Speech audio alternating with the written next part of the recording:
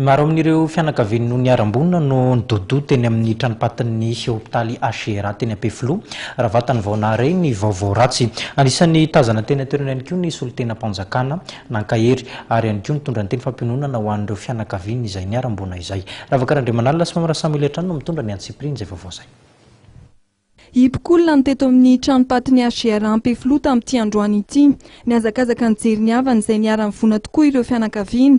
Raha vao nareny vaovao dia tonga ny jery ny zava-nisy tety ny ministry mponina Olga Marsan nidododo teny toerana ihany koa mpikambana eo amin'ny CST Naivra Olodinina izay isan'ny mponina monina eny amin'ny faritra Ambodakadindramamy iny. Misy fipetrahangaisana talohany io hoe izay tomobile sary izay rehetra midina eny dia tsy maintsy zavaina ny frein ny momba azy ery ambony ery.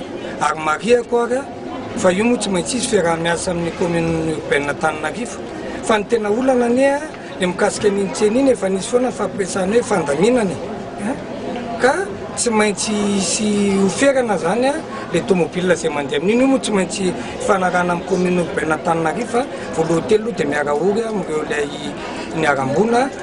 Anisan'ny nidina teny amin'ny hopitaly HCR itsy Ampefiloha ny delegation'ny antoko MTS izay tarihan'Andriamatoa Roland Ratsiraka io tolakandro io namangy ireo naratra sy nankahery ireo fianakavian'ireo niarambona tamin'ity loza tetsy Ambodakadindramamy ity.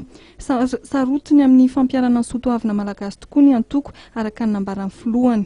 Ary tsy maintsy amentsika hery izay ny anisany mahatonga anay eto mankahery ny fianakaviana manamanjo, mankahery ihany koa ny rô izay naratra misy 13 ngamany izy maratra ao dia nitsitrika izay nijery tsy zavatra maro vita amin'izany fa ny fankaherezana ary izay hoe mijoro foana raha ohatra ka hitanay fa ilaina ny firaisan-kina sy ny fihavana.